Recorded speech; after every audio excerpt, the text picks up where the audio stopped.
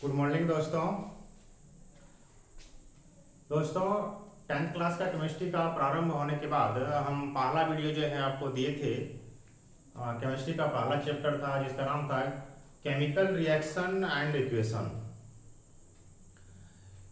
Student, पहला class में जो है हम केमिकल रिएक्शन के बारे में डिटेल से चर्चा किए थे। केमिकल इक्वेशन क्या है और फिर केमिकल रिएक्शन कितने प्रकार के होते हैं वो सारा हम बता चुके थे। शायद आप लोग अच्छे से पढ़ भी चुके होंगे, ठीक है। और उसके बाद जो है हम चर्चा किए थे कि केमिकल इक्वेशन को बैलेंस कैसे किया जाता है, बैलेंसिंग इक्वेशन क्या होता है और नॉन बैलेंसिंग इक्वेशन क्या होता है, ठीक है। इतना कुछ डिटेल करने के बाद जो है कुछ टॉपिक शेष रह गया था। आज जो है उन कुछ टॉपिक के बारे में हम चर्चा करेंगे और फिर जो है आज चैप्टर आपका समाप्त होगा। इसके बाद हम लोग एसिड, बेस और सॉल्ट, ठीक है, दूसरा चैप्टर को नेक्स्ट क्लास में लोग देखेंगे। तो बच्चों जो है आज का सबसे पहला टॉपिक है ऑक्सीडेशन और रिडक्शन। ऑक्सीकरण और अपचयन अभिक्रिया क्या होती है। तो बच्चों सबसे पहले जो है ऑक्सीकरण, हम लोग जानते हैं कितना प्रकार का केमिकल रिएक्शन होता है, उसमें ऑक्सीकरण और रिडक्शन दोनों होता है, ठीक है। और ऐसी रासायनिक अभिक्रिया जिसमें ऑक्सीकरण और अपचयन दोनों साथ साथ होती है उस अभिक्रिया को हम लोग क्या कहते हैं, रिडॉक्स रिएक्शन, ठीक है। तो पहली बात हम लोग क्या जाने कि रिडॉक्स रिएक्शन क्या है, ठीक है।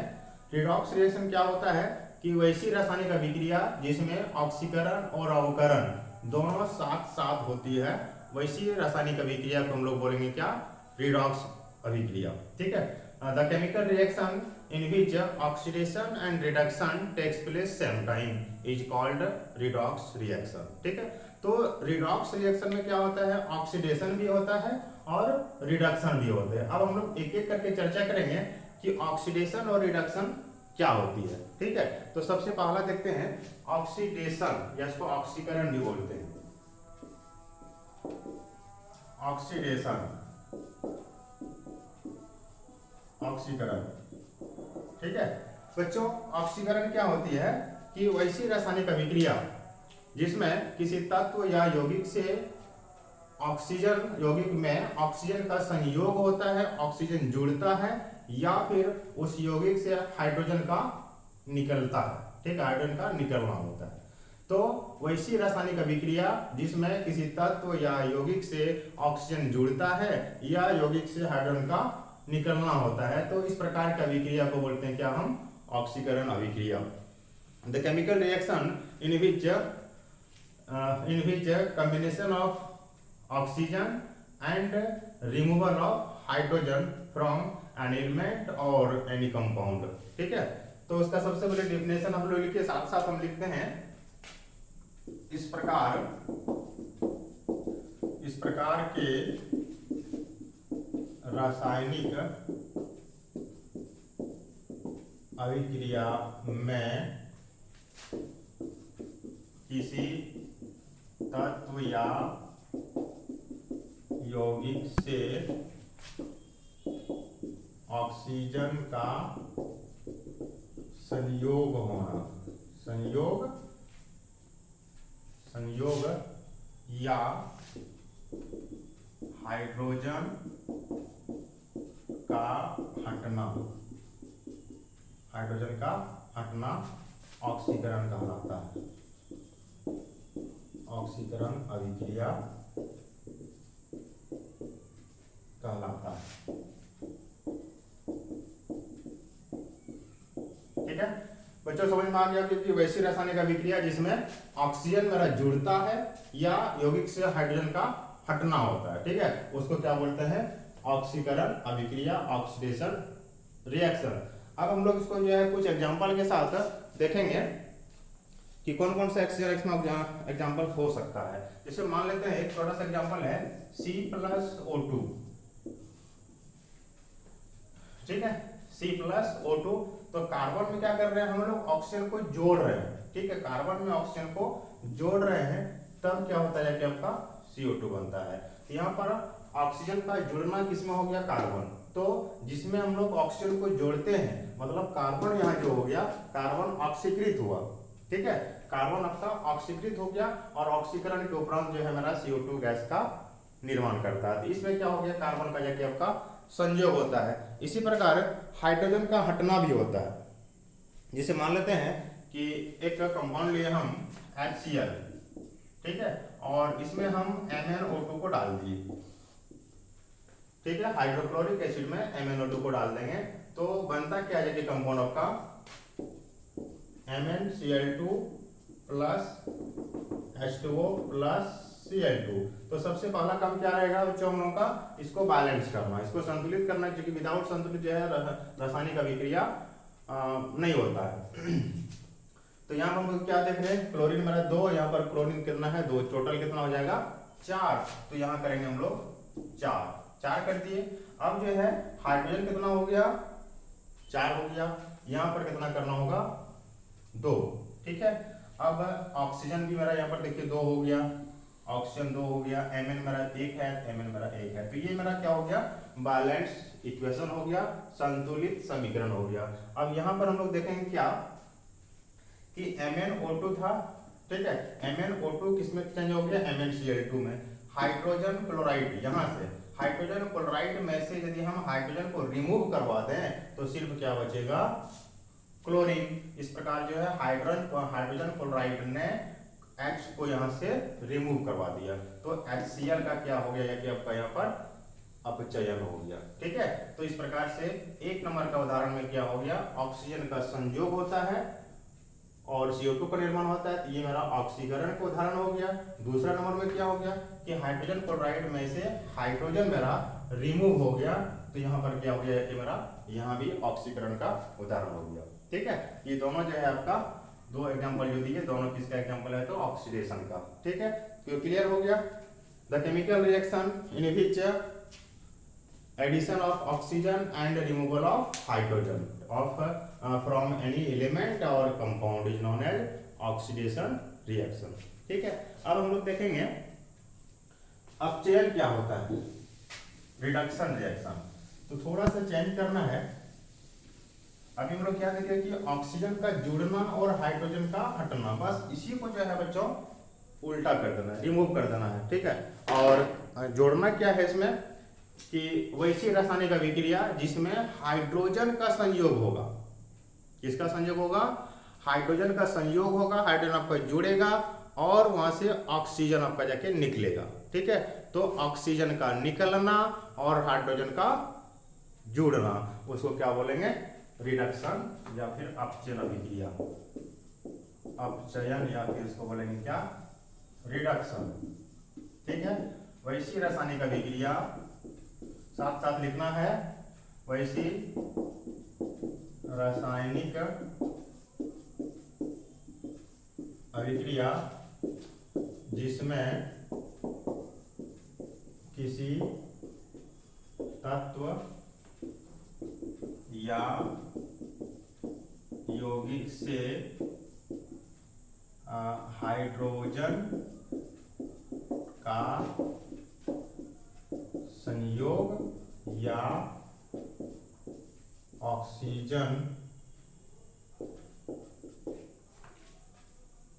का हटना क्या कहलाता है, अपचयन, या इसको अवकरण भी बोलते हैं, अवकरण कहलाता है, ठीक है बच्चों, समझ में आ गया। The chemical reaction in which addition of hydrogen and removal of oxygen, ठीक है। हाइड्रोजन का जुड़ना और ऑक्सीजन का हटना क्या कहलाता है कि आपका रिडक्शन रिएक्शन, ठीक है।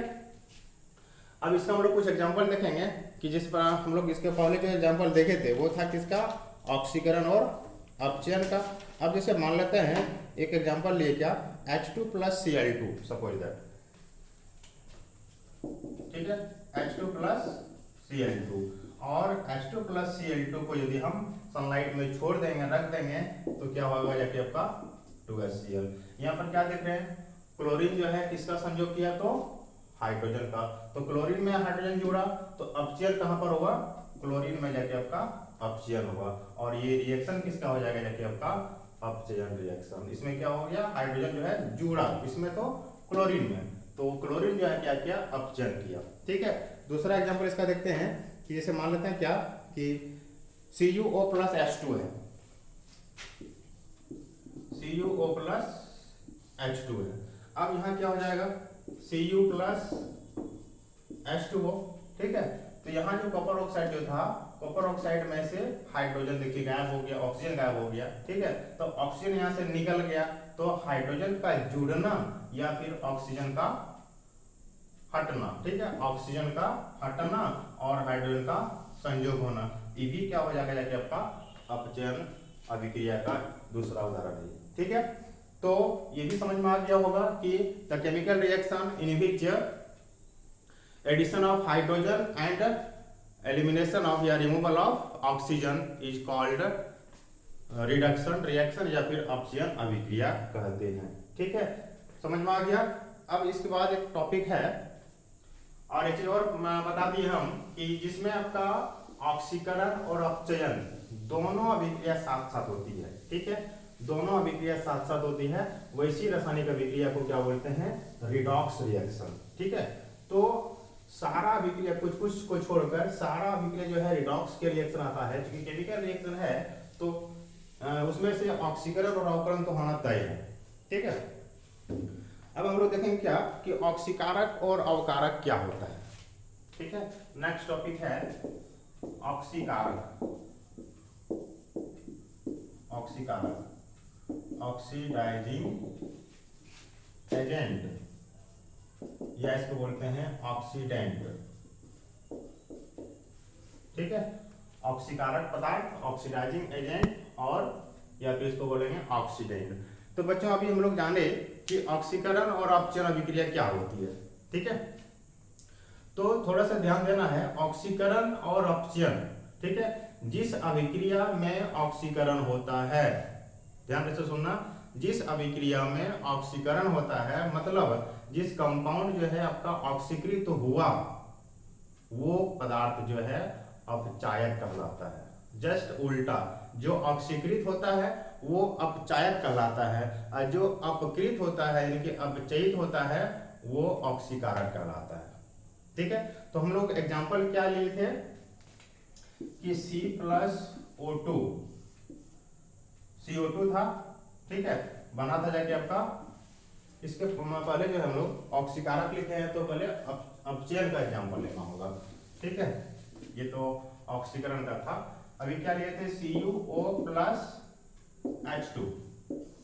ठीक है, CuO प्लस H2 और यहां पर क्या बना था जाके आपका Cu प्लस H2O। ठीक है, ये अपचयन का उदाहरण था। अब अपचयन किसका हुआ था, तो कॉपर ने ऑक्सीजन को छोड़ा। ठीक है, तो कॉपर ने जब ऑक्सीजन को छोड़ा तो कॉपर का ऑक्सीकृत हुआ था, ये अपचयित हुआ था, तो कॉपर यहाँ जो हो जाएगा ये जाके आपका ऑक्सीकारक पदार्थ हो जाएगा।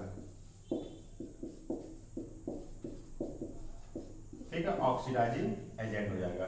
तो जिन पदार्थों का अपचयन होता है, जिन पदार्थों का अपचयन होता है वह ऑक्सीकारक कहलाता है। ठीक है, फिर से समझना है, जस्ट इसका उल्टा होता है।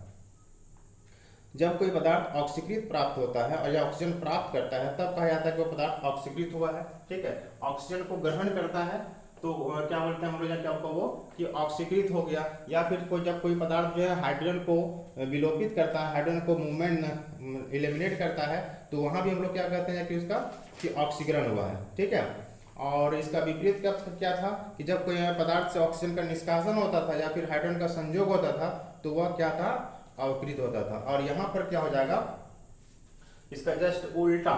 ठीक है, अब जैसे मान लेते हैं कि एक और एग्जांपल हम लोग ले रहे हैं, एग्जांपल आपका बुक से लेते हैं कि ZnO+C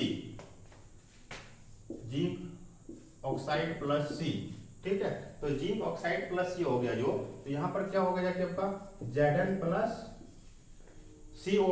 तो जिंक ऑक्साइड जो था कार्बन के साथ संयोग किया और क्या बना दिया जाके आपका Zn+CO। तो इस अभिक्रिया में क्या हो जाएगा जाके आपका ऑक्सीजन कौन छोड़ा, जिंक छोड़ा, तो ऑक्सीजन का छूटना। ठीक है, क्या हो जाएगा जाके आपका ऑक्सीजन का छूटना क्या हो जाएगा, अपचयन हो जाएगा, और अपचयन है तो ये पदार्थ कैसा हो जाएगा, तो ऑक्सीकारक हो जाएगा। ठीक है, और दूसरा एग्जांपल एक और लेते हैं जाके आपका, जिसे मान लेते हैं कि Pb Mg plus O2, Mg plus O2 ये हो जाएगा MgO, इसको बैलेंस पहले करना है, ऑक्सीजन मेरा 2 है, 2 यहाँ पर हो गया 2। अब जो है सॉरी Mg प्लस O2 हो जाएगा MgO। अब यहाँ पर देखिए Mg मेरा ऑक्सीजन को ग्रहण कर रहा है, क्या कर रहा है, Mg मैग्नीशियम ऑक्सीजन को ग्रहण कर रहा है, तो ऑक्सीजन का गैनिंग करना मतलब ऑक्सीजन का संयोग करना ऑक्सीकरण कहलाता था। ठीक है, ऑक्सीजन का संयोग करना ऑक्सीकरण कहलाता था। ये पदार्थ अब क्या हो जाएगा, जाके आपका उल्टा उसका अपचायक हो जाएगा, रिड्यूसिंग एजेंट हो जाएगा। मतलब जहां पर आपका ऑक्सीकरण होता था वो अपचायक हो जाएगा, और जहां पर अपचयन होता था वो ऑक्सीकारक हो जाएगा। ठीक है, इस प्रकार से बहुत सारा एग्जांपल जो है हम लोग देखते हैं, और इतना ही था जाके आपका जाके इस चैप्टर में। और इसके बाद कुछ कुछ और है कि ऑक्सीकरण और अवकरण जो टॉपिक था, ठीक है, इस चैप्टर इस टॉपिक में कहाँ का हम लोग यूज कर सकते हैं, इसको दैनिक जीवन में कहाँ हम लोग इसका यूज कर सकते हैं। तो बच्चों एक आपको याद होगा कि जब हम लोग खाना खाते हैं, ठीक है, खाना हम लोग खाए, ठीक है, खाना खाने के बाद भोजन जो है पचता है। पचता है मतलब क्या होता है कि भीतर में मेरा खाना ऑक्सीकृत होता है, ठीक है, ऑक्सीडाइजिंग मतलब ऑक्सीडेशन होता है। ऑक्सीकरण के उपरांत जो है वो हमें ऊर्जा उष्मा प्राप्त होती है। ठीक है, ऑक्सीकरण के उपरांत हमें उष्मा प्राप्त होती है, और वही उष्मा हमारे शरीर के टेम्परेचर को जो है मेंटेनेंस करके रखता है। ठीक है, भोजन जब खाते हैं तो वो पचता है, मतलब ऑक्सीकरण हुआ, और ऑक्सीकरण के उपरांत जो है वो उष्मा प्रदान करता है, और वही उष्मा जो है हीट जो होता है हमारे शरीर को का जो टेम्परेचर होता है उसको बैलेंस रखता है, और जो ऊर्जा उससे वो निकलता है वही ऊर्जा हम लोग कार्य करने की क्षमता में जो हम लोग प्रयोग करते हैं। तो सबसे पहला इसका क्या होगा कि भोजन का पचना, डाइजेशन ऑफ फूड। ठीक है, दूसरा बच्चों इसका यूज होता है जबकि आपका भोजन का दुर्गंधित होना। ठीक है, रैंसिडिटी ऑफ फूड, भोजन का दुर्गंधित होना। बच्चों भोजन दुर्गंधित कब होता है? सबसे पहले तो भोजन हम लोगों को ताज़ा खाना चाहिए, बासी खाना कुछ नहीं खाना चाहिए। ठीक है, और आजकल जो कोरोना का जो टाइम चल रहा है ये घातक जो है होता है, और इसलिए जो है ठंडा खाना तो खाना ही नहीं चाहिए। ठीक है, तो ये जो आपका होता है भोजन का दुर्गंधित होना, तो जब खाना में फैट या फिर ऑयली होता है, और वो एक्चुअली क्या होता है कि बहुत स्वादिष्ट होता है, जब उसको कुछ समय के लिए रख देते हैं हम लोग, तो क्या होता है फैट और ऑयल जो है धीरे धीरे ऑक्सीडेशन होने लगता है। एयर में जो मेरा ऑक्सीजन है उसके कांटेक्ट में आता है, वो ऑक्सीडेशन हो जाता है, और ऑक्सीडेशन होने के उपरांत जो है वो धीरे धीरे उससे दुर्गंधित होने लगता है, दुर्गंध आता है, स्वाद उसका गायब हो जाता है। तो इससे बचने के लिए क्या करते हैं हम लोग, या तो खाना को फ्रिज में रख सकते हैं, ठीक है, या उसमें जो है एंटीऑक्सीडेंट हम लोग मिला सकते हैं। ठीक है, या फिर क्या कर सकते हैं उसको एयर टाइट जो कंटेनर है, एयर टाइट कंटेनर में जो है हम लोग रखेंगे तो जो है खाना मेरा दुर्गंधित नहीं होगा। ठीक है, तो इस प्रकार से बहुत सारा इसका जो है उपयोग है ऑक्सीकरण और अपचयन का। इसके साथ साथ जो हम लोग श्वसन क्रिया लेते हैं या फिर दहन की क्रिया जो होती है, ठीक है, तो श्वसन क्रिया लेते हैं क्या बोलते हैं, जब सांस लेते हैं हम लोग तो सेल जो है सेल का ऑक्सीडाइज होता है। ठीक है, और वहां से जो ऑक्सीडाइज करने के उपरांत जो है हम लोग का CO2 गैस वहां से रिलीज होता है, और वही CO2 गैस हम लोग बाहर छोड़ते हैं।